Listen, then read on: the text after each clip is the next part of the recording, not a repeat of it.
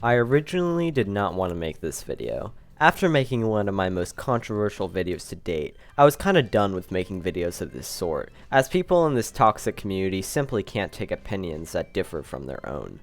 If it wasn't for the amount of requests I've gotten to make this video, as well as my burning desire to rag some more on the Britannic movie, I wouldn't be saying what I'm about to say.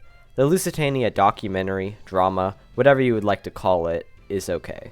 I've heard many people scoff about how it's an underrated masterpiece, while I've heard others call it a pile of garbage on the same level as the Britannic movie. While I disagree with both perspectives, I can agree one way or another with some of their talking points. A few months ago, in preparation for this video, I rewatched the docudrama, writing down my criticism and praise whenever I saw fit to do so. Here are some of the points I was able to write down, elaborated into paragraphs.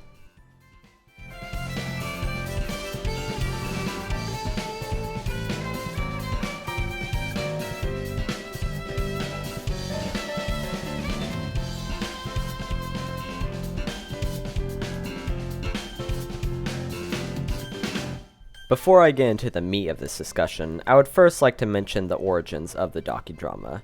At least that's what I wanted to do. However, after only a bit of research, I hit a snag. The only real info on this film I was able to find online was mostly from review websites like IMDb and Letterboxd.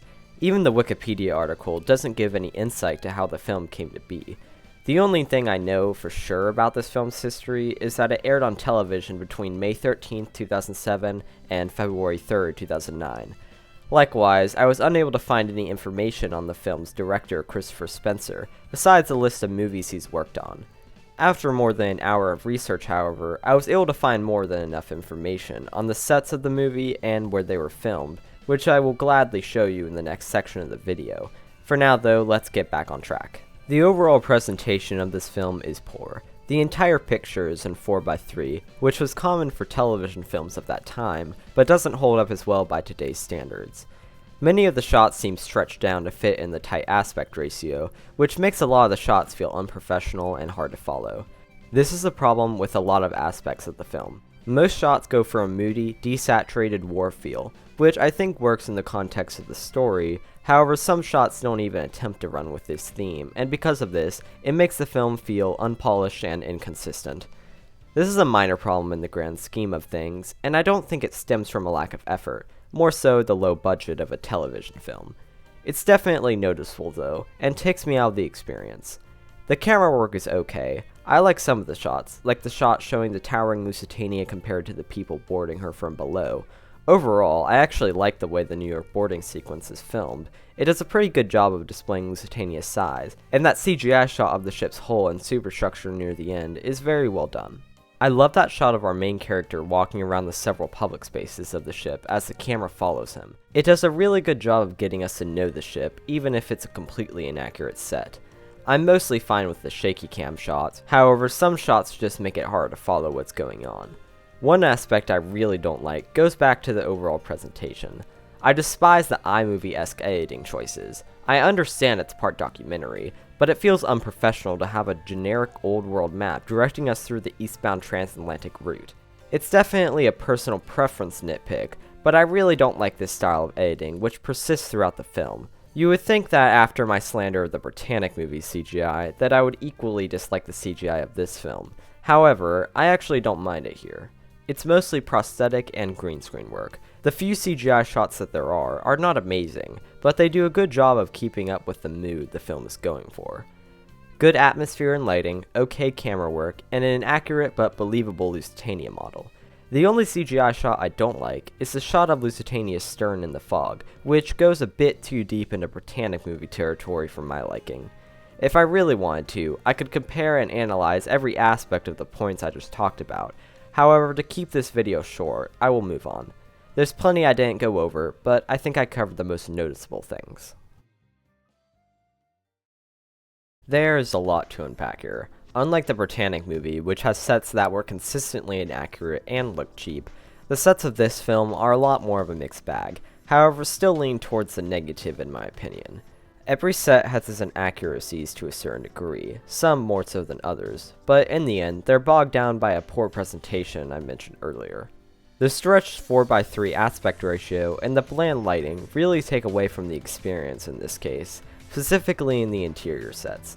The Admiralty Room is a great example of this. Every scene taking place in this set has zero character.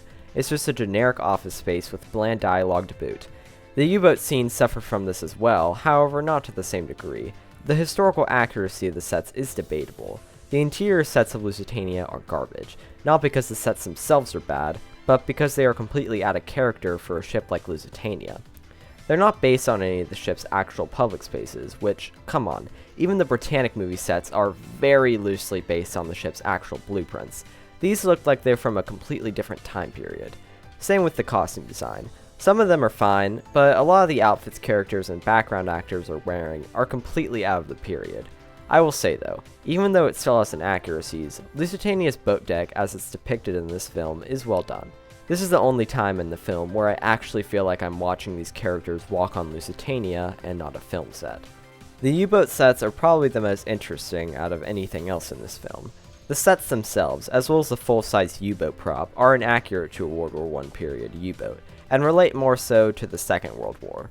This is because the sets were in fact the same sets originally constructed for the 1981 German film Das Boot, which tells the tale of the crew of U-96, a U-boat built for the Second World War. I haven't seen the movie, however I've heard good things about it. Anyway, it's definitely an interesting story and shows how much a low budget can restrict the direction of a film. One thing that isn't necessarily restricted by a low budget is the plot, as well as the characters that accompany said plot.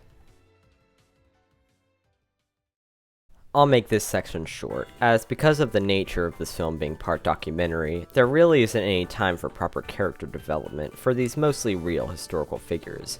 If you know your history, you basically already watched this film, but for the majority of people who are ignorant to the history behind Lusitania's sinking, as well as the passengers that partook, this film doesn't do the best job at developing these concepts. Because most of the characters are real people that were really there, it's almost impossible to write an interesting and creative story, since you have to keep in mind several key factors when writing their characters into the story, such as where they were at select point in time you're writing in, or how they would have reacted to certain situations/interactions, like a torpedo striking the ship as a random example.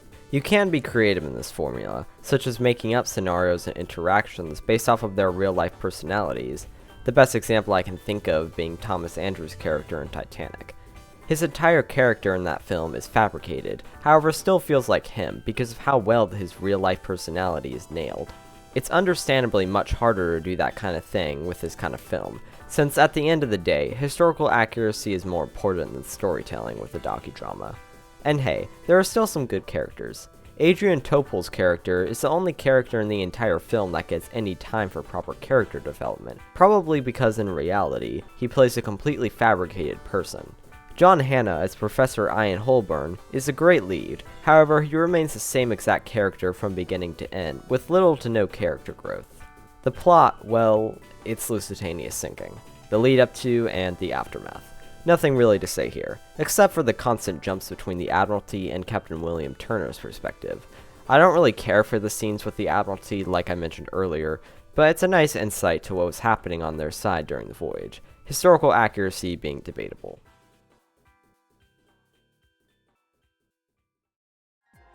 So, what is my final verdict? I don't love this film. It has multiple problems, most of which I already covered, but it's much better than the Britannic movie, and proves you can make a good film with a low budget if you actually care.